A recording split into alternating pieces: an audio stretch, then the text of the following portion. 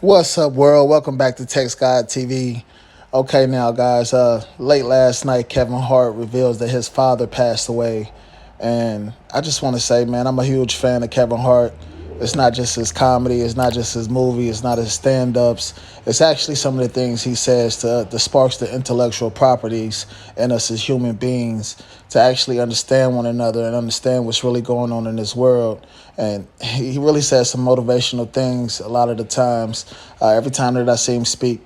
So his relationship with his father, he spoke about that openly in his comedy and his stand-ups. He had no problem. He has never had a problem with sharing his life with us. And this is another piece of his life that he's vulnerable enough and open enough to share with us. And I just want to say the relationship that he built, the bond that he built with his father is something that inspires me to get closer to my father. So yes, me and my father have been talking. He's a pastor. I'm now a drug counselor and mental health counselor. And we kind of work hand in hand sometimes, you know what I mean? And I would like to see that relationship grow. But with that said, ladies and gentlemen, deeply saddened that, this man had to lose his father. And guys, I just want you to know you have to learn to forgive yourself for things that you seem or you deem impossible for you to forgive yourself for. So that way you can learn to forgive others. And I promise when you do that, you will begin to manifest tremendous things in your life. So with all that said, ladies and gentlemen, I have a clip here I want you guys to check out. And before we do, make sure you guys hit that subscribe button, hit that notification bell, hit that like button, and leave comments down below. Thank you. Years between my mom and my dad. I only saw the downward spiral. My dad almost killed me one time. When I was younger, I couldn't swim. My dad said, boy, you better stop playing, get in that water and swim. That's no damn serious. Nobody ever told me how to swim. My dad picked me up, grabbed me, threw me in 7 feet. As soon as I hit the water, I started to die immediately.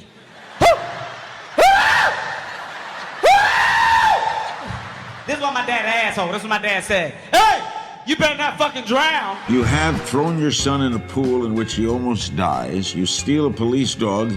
You ruin your son's spelling bee competition. Yeah. All those true? Yeah. Were you stoned at the time? My dad took me to the wrong camp and left me there. Oh my. The reason why I am the way I am is because my mom was strong. As a single mother, I think we never knew how hard she was struggling. Of course there was disappointment. Damn, I thought dad was coming to pick us up today.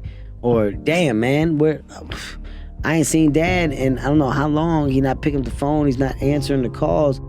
It may have affected my mom, but my mom was such a strong woman that she said, look, regardless of what your father's doing and where he is, I have a job to do in raising you. She figured that if she can keep me off the streets, then I wouldn't turn out like him. She had more strength and fight in her than any woman that I've ever met. She's a beast. She's a different animal. And she helped you out financially, didn't she? Did. She supported me. I haven't paid my rent in like a month. I'm like, Mom, the rent, where's the rent at? She's like, are you reading your Bible? I said, Mom, come on. I don't have time to talk about that right now, Mom. I'm late. Like, I need the rent money. Are you reading your Bible? Mom, no. When you read your Bible, then we'll talk about rent. A month goes by. I get eviction notice on my door. They're about to kick me out. I'm like, Mom, I go to her house. I got the eviction notice. She said, talk to me when you read your Bible. I can't talk to you right now. I just leave. I go home. I said, man, let me open this Bible up. Open the Bible up. 6 rent checks fall out. She put all my rent checks. From that 6 months throughout the rest of the year, they were all there. That's the love of your life. Mother's everything. Mom is everything. Kevin getting his act together. He wants y'all to see how he dances. He's gonna act stupid for you for a while. Ovarian cancer. Bad as a death sentence. Mom passed away. So my mom never came to any shows. Never, not one time. My mom passed away 5 years ago. We're at the funeral. Funeral's almost over. So, I'm on the right side. I got the casket over here. My brother's on the left side. He's got the casket over there. Keep in mind, it's my mother, and it's a funeral, so I'm emotional. I'm crying. I'm a mess. No. No. She wasn't ready. She wasn't ready. So, this is why my dad's an asshole. My dad see me crying. My dad stood up, punched me in the back of the head. Stop being a bitch. With my dad, I've had the feeling of absent father. I got to witness my mom want more and go after more. There's a high level of success that goes behind the brand of Kevin Hart. It's the best or nothing else. That's my mindset. Your dad's on the road a lot. I do miss him when he's not around. I just wanted to call you and tell you happy birthday. I love you, man. You having a good time? Yeah. There is a way to do more, to get more, to obtain more.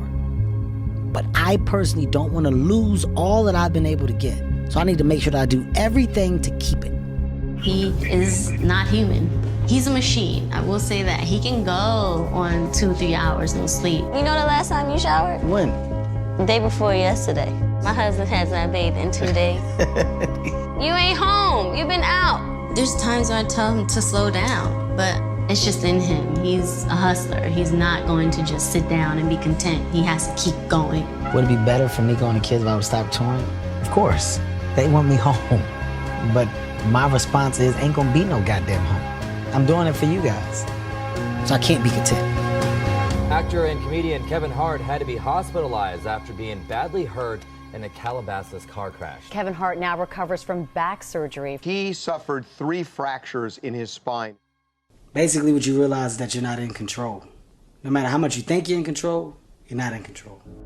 And at the end of the day, it can all be over, man.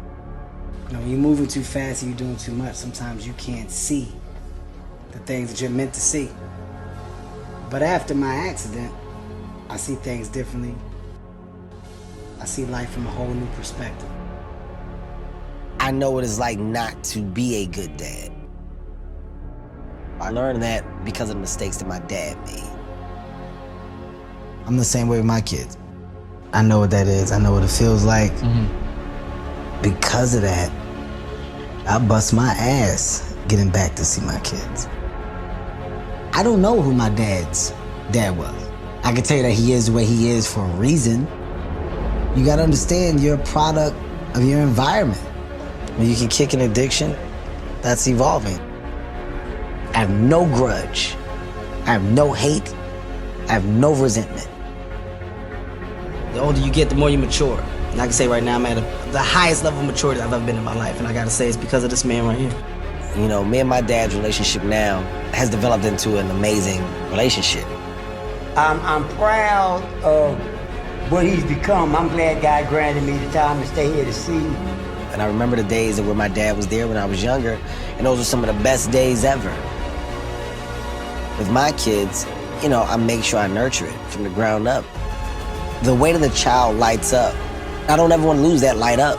So I talk, I communicate. This is our little family. That last name Hart right here. If we don't try to make this last name mean something, then we have nothing that's going to live on. My last name means something now, but it's because we made it mean something. Nothing beats the relationship that you have with your kids.